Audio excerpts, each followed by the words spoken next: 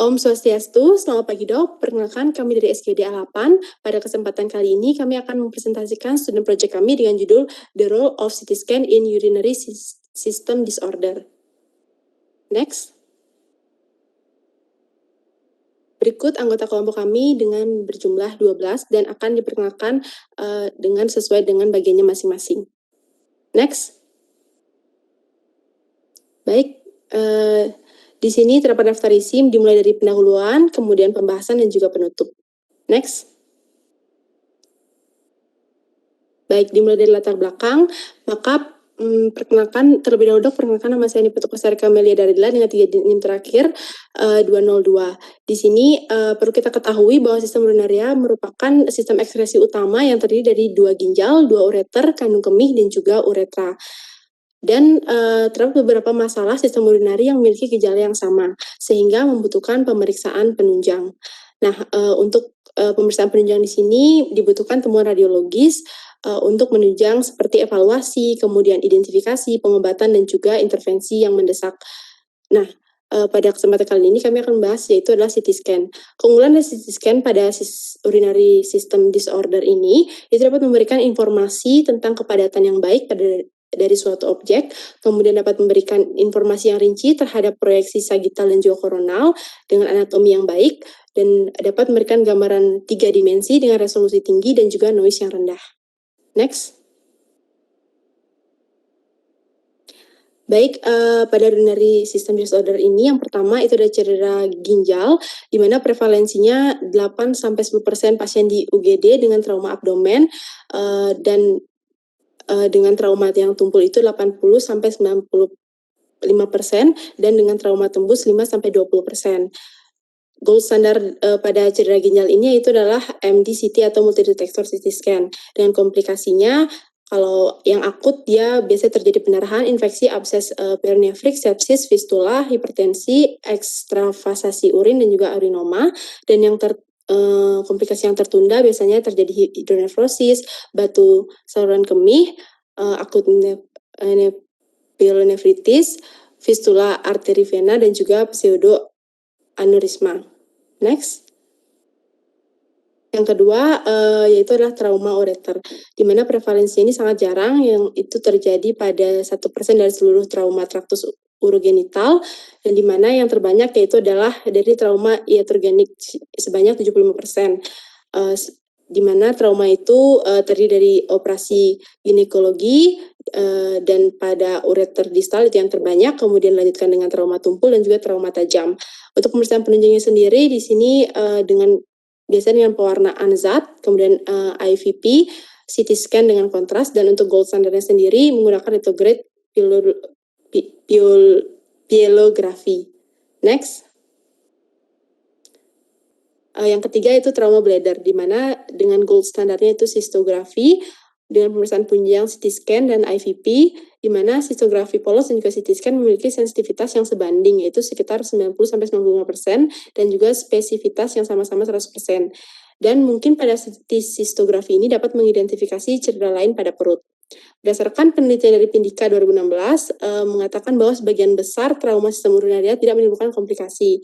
Namun pada trauma urogenital itu komplikasi tersering itu biasanya adalah pendarahan, hidronefrosis, hipertensi, dan yang paling sedikit yaitu adalah meninggal dunia. Baik, sekian dari latar belakang, mungkin dilanjutkan oleh teman saya.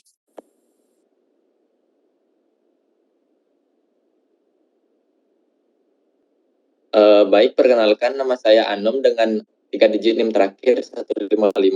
Di sini saya akan membahas mengenai anatomi dan juga fisiologi urinary system, di mana urinary system itu adalah suatu sistem yang mengatur proses penyaringan darah sehingga darah dapat bebas dari sel metabolisme tubuh yang tidak dipergunakan oleh tubuh serta menyerap zat yang masih dipergunakan oleh tubuh. Selanjutnya, sistem urinary ini terdiri dari atas organ ginjal, di mana organ yang mengeluarkan sekret urin. Setelah itu ada ureter sebagai saluran urin dari ginjal ke kandung kemih. Selanjutnya kandung kencing bekerja sebagai penampung, dan juga uretra yaitu menyalurkan urin dari kandung kemih menuju lingkungan luar. Baik, perkenalkan nama saya Gilang Ivi dengan 3 digit NIM akhir 016. Di sini saya akan menjelaskan mengenai definisi dari urinary system disorder, di mana cedera sistem urinary umumnya disebabkan karena trauma, di mana ada pun beberapa kelainan yang termasuk ke dalam urinary system trauma, yaitu renal trauma, urethral injury, dan juga bladder injury. Di mana salah satu penyebab kematian terbanyak di dunia yaitu trauma.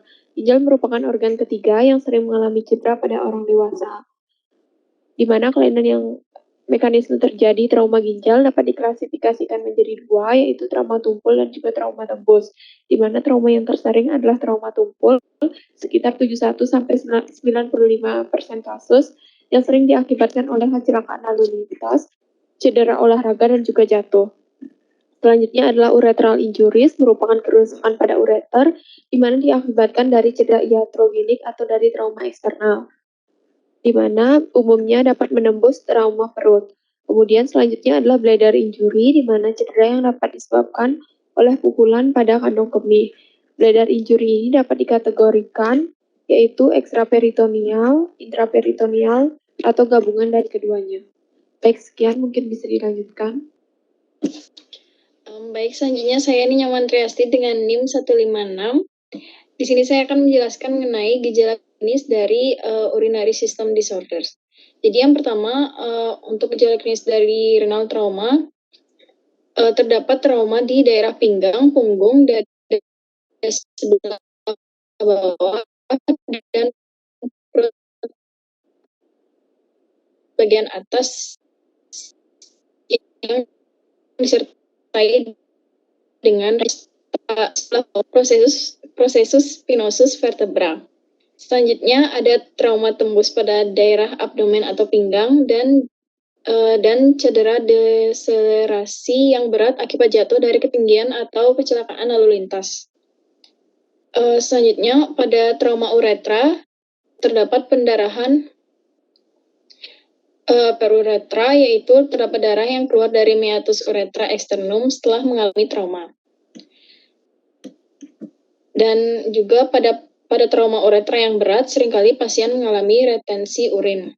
Selanjutnya untuk gejala klinis dari trauma bladder dibedakan menjadi kontusio kandung kemih, cedera kandung kemih ekstraperitoneal, dan juga cedera intraperitoneal. Jadi pada kontusio kandung kemih hanya terdapat memar pada dindingnya, dan juga mungkin didapatkan hematom perivesikal, tetapi tidak didapatkan ekstravasasi urin keluar kandung kemih. Selanjutnya cedera intraperitoneal merupakan 25-45% dari seluruh trauma kandung kemih, sedangkan kejadian cedera kandung kemih ekstraperitoneal kurang lebih 45-60% dari seluruh trauma kandung kemih. Sekian dari saya. Jadi perkenalkan, nama saya Fidelia Adinda Putri dengan NIM terakhir 127. Jadi di sini saya akan menjelaskan tentang diagnosis urinary system disorder. Adapun di sini ada 3 poin, dimulai dari anamnesis merupakan kumpulan dari keluhan yang terjadi pada pasien. Pemeriksaan fisik merupakan pemeriksaan yang dilihat dari bentuk keluar dari abdomen pasien, baik itu berupa murmur, pembengkakan, dan adanya pucat pada abdomen pasien. Adapun pemeriksaan penunjang merupakan CT scan yang lebih sensitif, di mana sensibilitas dari pemeriksaan ini yaitu 48% untuk melihat adanya gangguan pada trauma akut pada ginjal. Baik, bisa dilanjutkan. Baik, presentasinya akan saya lanjutkan. Perkenalkan, nama saya Intan Fridanti dengan NIM akhir 229. Jadi di sini adapun indikasi dari renal trauma itu ada 2, trauma tumpul dan trauma tajam. Untuk yang trauma tajam ini dapat terjadi hematuria, setelah itu kecurigaan klinis cedera saluran kemih, dan dapat terjadi pada dewasa dan anak-anak. Untuk trauma tumpul pada dewasa, ini ada gross hematuria, setelah itu trauma mikrohematuria dan SDP kurang dari 90 mmHg. Kecurigaan klinis cedera saluran kemih, dan pada anak-anak sel darah merahnya lebih dari 50. Baik, bisa dilanjutkan. Baik, izin melanjutkan. Sebelumnya perkenalkan, saya Nilo Putu Prita Dewi Karunika dengan NIM terakhir 246. CT scan merupakan pemeriksaan imaging dengan modalitas terbaik pada renal trauma. Biasanya CT scan berfungsi untuk menentukan lokasi cedera, mendeteksi kontusi, memvisualisasikan keseluruhan retroperitoneum dan hematoma, menentukan kondisi ginjal kolateral. Selain CT scan dapat juga dilakukan USG, IVT, IOP, atau MRI. Mungkin bisa dilanjutkan. Baik, perkenalkan, saya Agung Setiawa Berlianti dengan NIM 245. Saya akan melanjutkan presentasi grading dan follow up renal injury. Jadi untuk grading dari renal injury itu sendiri terdiri dari menggunakan pedoman dari AAST atau American Association for the Surgery of Trauma yang berdasarkan deskripsi anatomis, di mana di sini terdapat 5 derajat, di mana derajat pertama itu apabila terjadi kontusio itu dapat terjadi hematuria mikroskopik atau gross hematuria dengan studi urologi normal. Apabila terjadi hematoma, dapat terjadi hematoma subkapsular yang tak meluas tanpa laserasi parenkim ginjal. Lalu derajat 2 dapat terjadi apabila terjadi hematoma perirenal yang tidak meluas. Lalu apabila terjadi laserasi, di mana laserasi korteks ginjal dengan kedalaman kurang dari 1 cm tanpa ekstravasasi urin. Lalu untuk derajat 3-nya dapat terjadi laserasi korteks lebih dari 1 cm tanpa ruptur sistem pengumpul dan tanpa ekstravasasi urin. Lalu untuk derajat keempat, apabila terjadi laserasi parenkim ginjal meluas melalui korteks ginjal, medula, dan sistem pengumpul atau collecting system. Dan pada vaskular itu dapat terjadi cedera arteri atau vena segmental dengan hematoma atau laserasi pembuluh darah parsial atau trombosis pembuluh darah. Dan untuk derajat kelima itu laserasi di mana dapat terjadi shattered kidney, dan untuk vaskularnya dapat terjadi affusi hilum ginjal yang menyebabkan devaskularisasi ginjal. Lalu untuk follow up pada pasien dengan trauma ginjal terdiri dari pemeriksaan fisik, urinalisis, pengukuran tekanan darah serial, pemeriksaan fungsi ginjal, dan radiologis, di mana follow up wajib dilakukan hingga proses penyembuhan ditentukan berdasarkan klinis, laboratorium, dan radiologis. Sekian, bisa dilanjutkan. Baik, saya lanjutkan. Perkenalkan, nama saya Idewo Gede Bayu Arta Pratama Putra, 3 digit yang terakhir 051. Selanjutnya adalah indikasi dan CT scan urethral injury. Untuk CT scan dari urethral injury di sini menggunakan CT scan urogram, di mana CT scan urogram di sini merupakan CT scan yang menggunakan kontras intravena pada abdominal ataupun pelvic secara delay image atau delayed excretory CT. Untuk CT scan urogram di sini sudah dianjurkan oleh American Urological Association, yang mana sebagai pemeriksaan radiologi standar untuk penyakit urethral injury. Untuk indikasinya sendiri dari CT scan urogram di sini dapat dilakukan pada pasien yang dicurigai mengalami urethral injury, yang mana kondisinya di sini tidak jelas, baik itu pada pemeriksaan fisik ataupun dari gejala klinisnya. Lalu juga ini dilakukan pada pasien yang hemodinamiknya stabil agar tidak terjadi hal yang tidak diinginkan. Okay, next. Untuk CT scan urogram di sini dilakukan dengan 10 menit delay image, yang mana tujuannya untuk memberikan waktu bagi kontras opacifits urin untuk mengalir turun dari ureter menuju ke kandung kemih. Dan nanti pada hasil dari CT scan urogram ini akan mendapatkan gambaran kontras opak yang keluar dari saluran ureter ataupun adanya ekstravasasi yang merupakan ciri khas dari urethral injury. Baik, terima kasih, bisa dilanjutkan. Baik, selanjutnya perkenalkan, nama saya Dana dengan 3 digit NIM terakhir 216. Baik, di sini saya akan menjelaskan tentang hasil CT scan urethral injury, di mana pada gambar A merupakan parenkim pada fase CT yang menunjukkan cairan terlihat pada 2 panah di sekitar lokasi yang diharapkan pada ureter kiri.